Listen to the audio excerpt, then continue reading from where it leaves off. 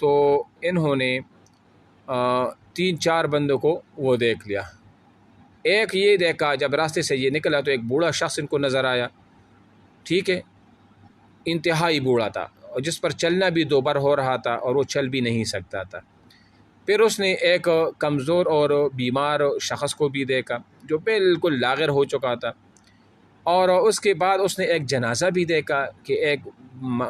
میت ہے، لوگ اس کو لے کے جا رہے ہیں قبرستان کی طرف،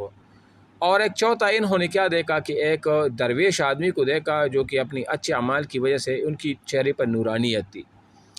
اچھا، جب اس نے یہ حالات دیکھے تو یہ گھر واپس پلٹا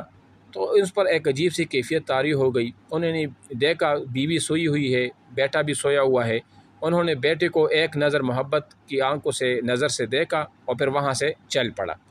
جب وہاں سے چل پڑا ازویل نامی جنگل میں وہ پہنچا، راج گریہا میں، وہاں پر ایک ازویل ایک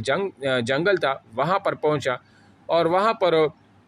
انہوں نے کچھ لوگ تھے وہاں پر جو پہلے سے وہ انہوں نے خانقاہیں بنائی تھی اور جنگلوں میں راہبانہ زندگی انہوں نے اختیار کیا تھا۔ وہاں انہوں نے اس سے کیا لیا، پڑھا ان سے، اور پھر جب انہوں نے پڑھا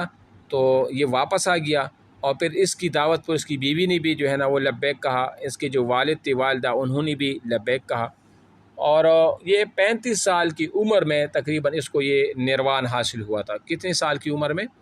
35 سال کی عمر میں ان کو نروان یعنی حاصل ہوا تھا، جس کو ہم نجات بھی کہتے ہیں وغیرہ وغیرہ، یہ ان کو حاصل ہوا تھا، ٹھیک ہے۔ اچھا جی، پھر یہ تقریباً راہبان زندگی کا جو نقطہ آغاز تھا تو یہ بھی تقریباً یہیں سے شروع ہوا تھا۔ آگے انہوں نے پھر اپنے مسلک کے لیے اپنے مذہب کے لیے پرچار وہ شروع کر دی، اور انہوں نے ایک دو جو ہے نا فرقے وہ بنا ڈالی، یعنی ایک فرقہ وہ تھا جو دنیا دار کہلاتا تھا، اور دوسرا فرقہ وہ تھا جو بخشو کے نام سے یاد کیا جاتا تھا۔ بخشو، اور بخشو کون ہوتے تھے؟ جو پیلی اور زرد قسم کے کپڑے پہنتے تھے، سر کو گنجا بھی رکھتے تھے، اور اس طرح خانقاہوں میں رہتے تھے، شادی بھی وہ نہیں کرتے تھے، اور کھانا جو ہے نا وہ بھیک مانگ کے کھاتے تھے، اور وغیرہ وغیرہ۔ تو یہ ان کا کیا تھا، جو ان کی جو دیندار طبقہ تھا انہوں نے اس کو یہ نام دیا تھا، اور انہوں نے یہی کام جو تھے نا وہ کرنے تھے، ٹھیک ہے۔ اچھا، اس کے بعد بدھ مت کی یہ جو ہے نا یہ تعلیمات وغیرہ، تو تعلیمات میں اس کے آپ دیکھیں آگے یہ جو لکھا ہوا ہے کہ بدھ مذہب کی تعلیمات ہے، 4 سرگرم مراقبے ہیں۔ یہ جو ان میں آپ نے کیا کرنا ہے، یہ 4 سرگرم مراقبے جو ہے نا یہ پوری کی پوری آپ لوگوں نے یاد نہیں کرنی، بس آپ نے اتنا سا یاد کرنا ہے کہ بدھ مت مذہب کی تعلیمات میں 4 سرگرم مراقبے ہیں، یعنی یہ مراقبہ، اور مراقبہ کیا کہتے ہیں؟ مراقبہ جس طرح مسلمانوں میں بھی ہوتا ہے، ایک محاسبہ ہوتا ہے، ایک مراقبہ ہوتا ہے، یعنی جس طرح ایک تنہائی میں بیٹھ کر اپنے انجام کے بارے میں سوچنا چاہیے، اور اس طرح اللہ تعالیٰ کی اس نشانوں پر اور کائنات وغیرہ میں غور و فکر کرنا وغیرہ، اس کو کیا کہا جاتا ہے؟ مراقبہ وہ کہا جاتا ہے، ٹھیک ہے نا۔ اچھا جی،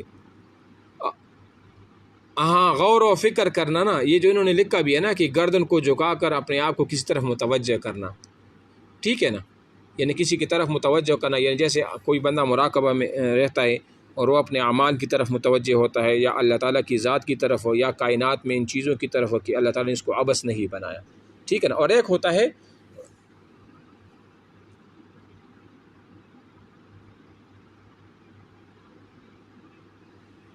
وہ نہیں، ایک تو نہیں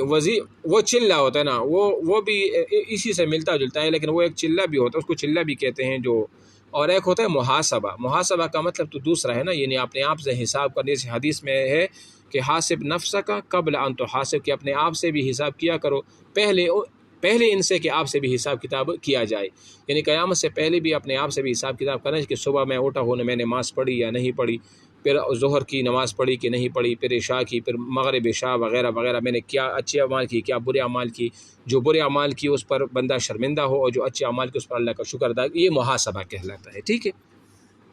تو یہ کہ یہ محاسبہ ہے، اور ایک جو ہے نا وہ یہ مراقبہ ہے۔